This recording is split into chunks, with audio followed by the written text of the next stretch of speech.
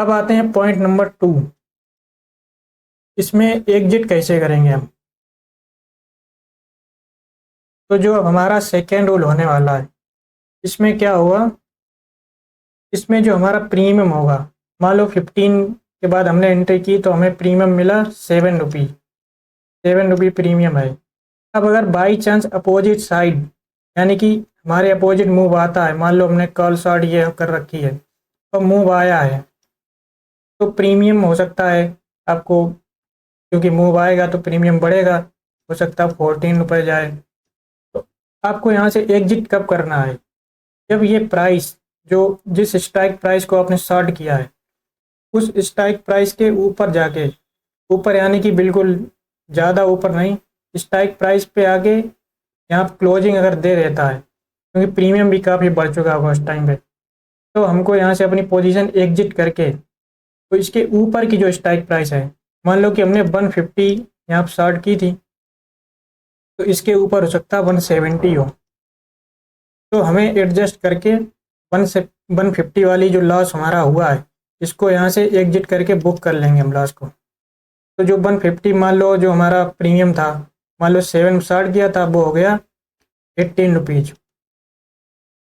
ठीक है, क्योंकि 7 पे शॉर्ट किया था, तो 7 और 18 माने कि 11 रुपये हमारा लॉस हो गया। तो जो 170 पे हम एडजस्ट करेंगे, कॉल शॉर्ट करेंगे, वहाँ पे मान लो प्रीमियम आपको 10 to 11 मिल जाएगा, तो हम एडजस्ट करके 170 की शॉर्ट कर देंगे। इसके लिए आपको एक्स्ट्रा प्रीमियम जो मार्जिन होता है वो रखना पड़ेगा, क्योंकि ऑप्शन राइटिंग में मार्जिन थोड़ा रखता है।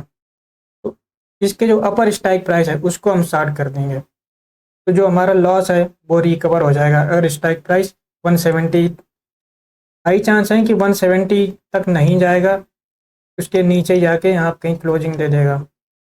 बाई चांस 1 से 2% चांस है कि 170 को भी ब्रेक करके स्ट्राइक प्राइस और ऊपर जाता है, तब उसके बाद फिर हम उस मंथ में पोजीशन नहीं बनाएंगे, कोई पोजीशन ऐड नहीं करेंगे, उस मंथ में एग्जिट कर देंगे, क्योंकि स्ट्राइक प्राइस सारी ब्रेक करके प्राइस अगर ऊपर जा रहा है तो हो सकता है एक बड़ा मूवमेंट आए। तो ये हमारे रूल हैं, इनके अकॉर्डिंग ही आपको चलना है। इसमें अगर थोड़ा बहुत भाग जो स्टॉप लॉस होता है वो आप नहीं ले रहे, प्राइस ऊपर जा रहा, आप सोच रहे अभी रिकवर करेगा, प्राइस नीचे आ जाएगा, तो इससे होता क्या है, कभी कभी हो सकता है आप सही भी हो जाएं, लेकिन बाई चांस कभी एक दिन ऐसा मूव आएगा, मान लो 10% 5% प्राइस ऊपर भाग ही गया, आपने एग्जिट नहीं किया, तो आपका जो प्रीमियम है वो इतना बढ़ जाएगा कि आपकी काफ़ी लॉस हो जाएगा। हो सकता है कि कैपिटल काफ़ी इम्पैक्ट पड़ जाए, कैपिटल ही पूरी चली जाए। तो इस वजह से हमें स्ट्रिक्टली जो स्टॉप लॉस है, जो हमारे रूल हैं, उन पे स्टिक रहना है, उसी के अकॉर्डिंग अपनी पोजीशन ऐड और एग्जिट करनी है। जो हमारा थर्ड रूल है, ये रूल ये है कि हम इस स्ट्रेटजी को सिर्फ स्टॉक्स में ही करेंगे, जो एफएनओ के लिक्विड स्टॉक्स हैं उनमें ही करेंगे। इसको हम इंडेक्स में नहीं करने वाले हैं। अब इसका क्या रीज़न है, जनरली जो इंडेक्स होते हैं ये ज़्यादा वोलेटाइल होते हैं। मार्केट, मान लो कोई वर्ल्ड में न्यूज आई, वॉर की न्यूज आई, तो इसका इम्पैक्ट कहाँ पड़ेगा, किसी या तो पर्टिकुलर जो स्टॉक है उस पर पड़ेगा, या फिर इंडेक्स है, इंडेक्स पे तो मान लो पड़ेगा ही। कोई अगर बाहर की न्यूज आती है या कोई बैड न्यूज आती है जो ग्लोबल सेंटीमेंट ख़राब कर रही है, उसके इम्पैक्ट कहाँ आएंगे, निफ्टी पे आएंगे, बैंक निफ्टी पे आएंगे। तो जो मेजर जो इंडेक्स हैं ये ज़्यादा वोलेटाइल रिएक्ट करते हैं, कोई भी दुनिया भर की न्यूज आएगी इन पे पहले इम्पैक्ट होगा। जबकि स्टॉक्स होते हैं वो हो सकता है 1 या 2% ही वोलेटाइल हो सकता है। कोई बैड न्यूज आई तो 1% प्रेशर की वजह से ओवरऑल इंडेक्स में प्रेशर है तो 1% डाउन हो, लेकिन कोई बैड न्यूज का इम्पैक्ट आता है तो इंडेक्स या जो मेजर इंडेक्स हैं ये 2% 3%, 200 300 पॉइंट नीचे ऊपर नीचे, इनमें ज़्यादा वोलेटाइल होती हैं।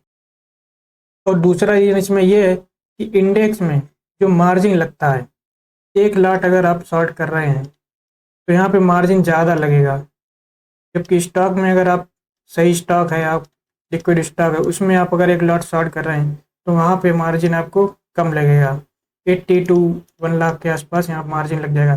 तो जो ROI निकल के आता है वो स्टॉक्स में अच्छा निकल के आता है। प्रीमियम भी आपको अच्छे मिलेंगे, क्योंकि इंडेक्स में आपको प्रीमियम उतने नहीं मिलेंगे, मार्जिन भी ज़्यादा लगेगा, प्रीमियम भी उतने नहीं मिलेंगे, आरओआई आपका लो निकलेगा। तो ये कुछ रीज़न है कि हमें स्टॉक्स में काम करना है, इंडेक्स में नहीं करना है। तो ये आ गए हम टीसीएस के चार्ट पे। अब यहाँ पे चार्ट में हम देखेंगे कि जो टीसीएस का चार्ट है, इसके साइड में ऑप्शन चेन खोल लेंगे। अभी जो प्राइस करेंटली चल रहा है वो 3826 के आसपास इसका प्राइस चल रहा है। तो इसके ओटीएम पे हम जाएंगे, डीप ओटीएम, यानी कि अगर हम इसका रजिस्टेंस, यहाँ पे हम इसके रजिस्टेंस एक बार निकाल लें। अभी जो इसका प्राइस एक करंट ये चल रहा है, तो इसका एक रेजिस्टेंस एरिया ये हो गया, सेकेंड रेजिस्टेंस एरिया हो गया इसका 42 यानी कि 4240 के आसपास इसका एक सेकेंड रेजिस्टेंस एरिया हो रहा है। क्योंकि एक्सपायरी अब नज़दीक है काफ़ी, तो काफ़ी हाई चांस है कि स्टॉक प्राइस है वो इसी रेंज में कहीं एक्सपायरी तक रहेगा, यहाँ पे जाने के काफ़ी लो चांस हैं।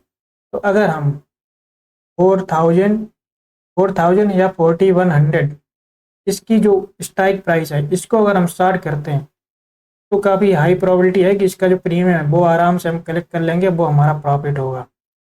तो इसका प्रीमियम अगर हम देखें तो यहाँ पे 4000 जो प्राइस प्रीमियम स्ट्राइक प्राइस है, इसका प्रीमियम है 6 रुपये के आसपास।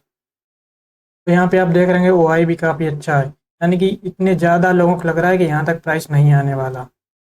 अगर इसके ऊपर जाएंगे तो यहाँ पर प्रीमियम भी थोड़ा कम होता जाएगा। अब जैसे 4100 का जो है वो है 2.8, यानी कि ऑलमोस्ट 3 रुपये के आसपास है। तो यहाँ पे उसी हिसाब से आपकी इन्वेस्टमेंट होगी, आप कितने लॉट लेते हैं। अब अगर टीसीएस और इंडेक्स की लॉट की बात करें, अगर टीसीएस में अगर आप एक लॉट स्टार्ट करते हैं तो यहाँ पे जो आपका मार्जिन है, यहाँ पे 4000 की जो स्ट्राइक प्राइस है, इस पे मार्जिन लग रहा है ऑलमोस्ट 88,000 के आसपास इसका मार्जिन लग रहा है, 5 रुपये। यानी कि अगर प्राइस यहाँ तक नहीं जाता है 4000 लेवल तक, तो आपको ये प्रीमियम आपके पास आ जाएगा। अब अगर निफ्टी इंडेक्स की बात करें, निफ्टी इंडेक्स में कितना मार्जिन लगेगा, तो निफ्टी 50 अभी चल रहा है 22, यानी कि अगर हम निफ्टी अप्रैल 2400 अगर यहाँ पे इसको हम शॉर्ट करें तो यहाँ पे हमारा मार्जिन कितना लग रहा है, यहाँ पे देखो, यहाँ पे हमें 1,11,000 देने पड़ेंगे। तो इसमें एग्जाम्पल के लिए हम मान लेते हैं कि टीसीएस का चार्ट एक बार खोल लेते हैं। टीसीएस में 4000 की जो कॉल शॉर्ट, ये हम कॉल शॉर्ट करेंगे। तो अभी इसका जो करेंट प्राइस है, यहाँ से जो स्ट्राइक प्राइस हमारी है 5.6% अप है, यानी कि प्राइस को ऊपर जाने के लिए इतने परसेंट का मूव देना पड़ेगा, वो भी इतने कम डेज में। यानी कि आज डेट है 20 अप्रैल, यानी कि 20 अप्रैल जो एक्सपायरी हमारी होने वाली है अभी 20 अप्रैल, यानी कि 25 को, 25 तक इस प्राइस को यहाँ इसके ऊपर जाके क्लोजिंग देनी पड़ेगी, तब जाके हमारा लॉस स्टार्ट होगा। अगर प्राइस इसके नीचे यहीं पर रह गया तो यहाँ पे हम प्रॉफिट जो हमारा प्रीमियम है वो कलेक्ट कर लेंगे। तो अगर हम 4000 की स्ट्राइक प्राइस देखें तो इसका 6 रुपये के आसपास प्रीमियम जो इसका है 6 रुपये के आसपास है, यानी कि हमें प्रॉफिट कितना होगा। अगर हम इसका शॉर्ट करते हैं, 175 क्वांटिटी का एक लॉट है, तो इसको अगर कैलकुलेट करते हैं, यानी कि 175 इंटू 5 रुपये लेके चलते हैं, तो हमें प्रीमियम जो मिलेगा, यानी कि हमारे पास जो आएगा वो 875 रुपये हमें मिलेंगे इसके। अब अगर मल्टीपल लॉट होंगे हमारे तो उसी हिसाब से ये बढ़ जाएगा। मान लो अगर कोई इसमें 175, मान लो कोई इसमें 4 लॉट जाता है, यानी कि 175 इंटू 4 तो 700 क्वान्टिटी। 700 क्वान्टिटी अगर कोई शॉर्ट करता है तो अब इसमें 5 रुपये कलेक्ट करेगा तो उसको मिलेंगे 3500 रुपये। तो ये इस तरह की एक सेफ एंड सिक्योर स्ट्रेटजी है, इसमें बहुत ज़्यादा रिस्क भी नहीं है। इसमें सेफली तरीके से हम अपनी एक रेंटल इनकम जनरेट कर सकते हैं। अब इसमें इन्वेस्टमेंट थोड़ी ज़्यादा लगेगी क्योंकि ऑप्शन राइटिंग में मार्जिन थोड़ा ज़्यादा लगता है, एक्स्ट्रा मार्जिन रखना पड़ता है। तो इसमें जितनी जिसकी ज़्यादा कैपिटल होगी उतना ही उसको आरओआई जनरेट होगा, जो रिटर्न आएगा वो भी ज़्यादा होगा। लोग तो इसमें लास्ट जो पॉइंट है वो ये है कि हम जो इसमें स्टॉक सिलेक्ट करेंगे वो लिक्विड होने चाहिए, ना कि हम किसी ऐसे स्टॉक में जाएं जो इसमें वॉल्यूम ही नहीं है। अब जैसे अगर टीसीएस है, टीसीएस में यहाँ पे आपको वॉल्यूम दिख रही होगी, यहाँ पे बायर सेलर अवेलेबल है, यानी कि आप इजीली एग्जिट एंट्री दोनों ही कर सकते हैं। अब अगर स्टॉक में लिक्विडिटी नहीं है, बायर मान लो बैठा है 50 रुपये पे, सेलर बैठा है 70 रुपये पे, तो ये जो 20 रुपये की जो मार्जिन है, 20 रुपये का जो गैप आ रहा है, ये आप कैसे यहाँ पे एग्जिट, ना तो आप सही से एग्जिट कर पाएंगे ना आप सही से एंट्री ले पाएंगे क्योंकि लिक्विडिटी कम है। तो आपको लिक्विड स्टॉक चूज करने हैं, वो भी ऐसे स्टॉक जिनमें गैप अप और गैप डाउन ना हो ज़्यादा। अब जैसे कि टीसीएस है, टीसीएस में यहाँ पे आपको बहुत ज़्यादा कोई गैप अप गैप डाउन जो रेगुलरली ये सब नहीं देखने को मिलेगा। कभी कभी बाई चांस कुछ minor gap up gap down होते रहते हैं, लेकिन कोई बहुत ज़्यादा गैप अप गैप डाउन वाले स्टॉक ना हो, उन्हें भी अवॉइड करना है। खासकर जो निफ्टी 50 जो इंडेक्स है उसमें से अगर कोई स्टॉक मिल रहा है तो आप उसी में काम करिए। जैसे रिलायंस हो गया, एचडीएफसी बैंक हो गया, एसबीआई हो गया, आपको इन्हीं स्टॉक में काम करना है, ना कि कोई जिसमें लिक्विडिटी नहीं है उसमें आप उसमें फंस सकते हैं। क्योंकि जब बिग मूव आते हैं उस टाइम एग्जिट करने का मौका नहीं मिलता क्योंकि सेलर ही उस प्राइस पे अवेलेबल नहीं होगा या बायर नहीं अवेलेबल होगा। इस रीजन से हमें लिक्विड स्टॉक में काम करना है। तो ये थी आज की वीडियो। इसमें आपको अगर कुछ डाउट लगा हो तो नीचे कमेंट बॉक्स है उसमें आप पूछिए, उसका रिप्लाई देंगे।